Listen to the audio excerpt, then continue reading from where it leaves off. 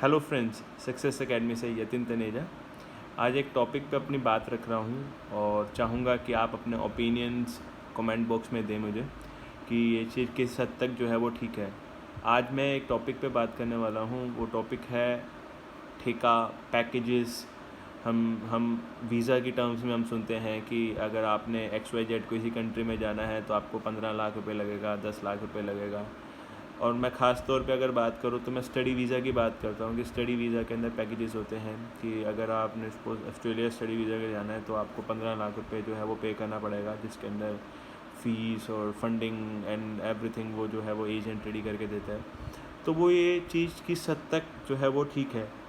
मतलब मैं इस पर एक एग्ज़ाम्पल के तौर पे बात करूँ तो सपोज़ 5 लाख रुपए कॉलेज का फ़ीस है 1 ईयर का, और मिसलेनियस एक्सपेंसेस में जैसे एम्बेसी आ गया, एम्बेसी फ़ीस आ गया या फिर इंश्योरेंस आ गया, तो ये कुछ मिला के अगर मैं 1 लाख रुपए मिसलेनियस में डालूँ तो 6 लाख रुपया एक स्टडी वीज़ा का आता है। और उसके ऊपर अगर एक एजेंट जो है अपनी सर्विस फ़ीस भी रख ले 50,000 पे, तो भी वो 6.5 से 7 लाख के बीच में जाता है। बट जिसका चार्ज किया जाता है 12 से 15 लाख रुपया, तो वो किस हद तक जस्टिफाइड है।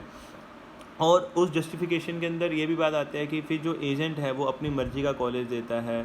प्राइवेट कॉलेजेस होते हैं जिसके अंदर फीसिस भी जहाँ 1 ईयर कहा जाता है भरते हैं हाफ़ ईयर की। तो ऐसे बहुत सारे जो मैं कहूँ तो वो झोल किए जाते हैं कि जिसमें बच्चे को बाद में पता लगता है जब वो कॉलेज पहुँच जाता है तो उसके साथ के जो बच्चे बैठे होते हैं वो जहाँ 3.5-4 लाख रुपए फ़ीस भर के आया होते हैं और वो वहाँ पर 15 लाख रुपए खर्च करके आया होता है। और कहीं ना कहीं फिर उसके ऊपर वो प्रेशर भी होता है कि वो पैसा जो है वो कमाना है और वो वापसी भेजना है, क्योंकि उसके पेरेंट्स के हार्ड अर्न मनी जो है वो वहाँ पे उसमें इन्वेस्ट हुआ होता है कि उसने वो वापसी भेजना, उसके दिमाग पे वो प्रेशर आता है और कहीं ना कहीं पेरेंट्स भी वो वहाँ पे जो है वो मांगते हैं।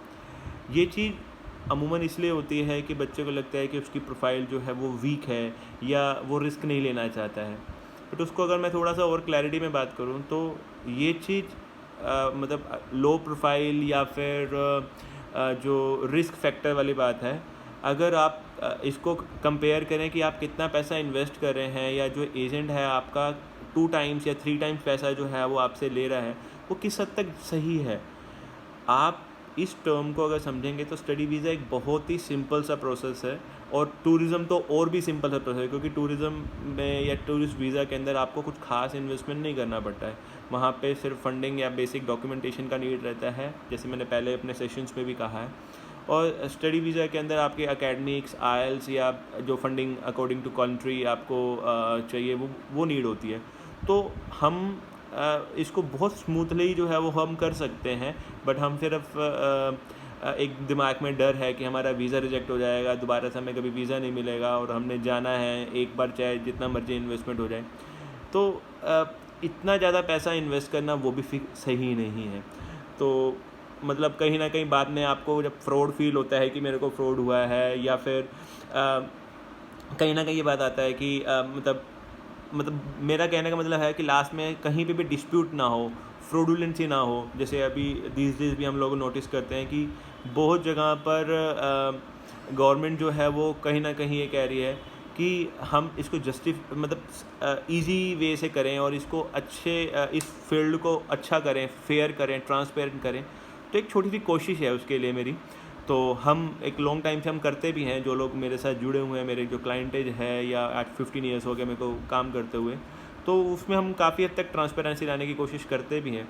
और मेरे जैसे ऐसे बहुत सारे और कंसल्टेंट भाई हैं जो ये काम करते भी हैं। बट कहीं ना कहीं जो ये पैकेजेज सिस्टम है वो हमारे बिज़नेस को इफ़ेक्ट भी करता है और आप लोगों के साथ फ्रॉड भी करवाता है। तो आप अपना ओपिनियन दीजिए, कोई अल्टरनेट हो इस चीज़ का तो भी आप मुझे दीजिए। और कोशिश कीजिए कि जितना ट्रांसपेरेंट ये फील्ड हो सके वो उतना ज़्यादा अच्छा हो, सो दैट हम सबका जो बिज़नेस जो है वो अच्छे ढंग से चलता है। Thank you. और थैंक्स, आप मेरी वीडियोस को लाइक भी करते हैं, उस पर कमेंट भी करते हैं, ओपिनियन भी देते हैं, तो मुझे बहुत अच्छा लगता है। Thank you.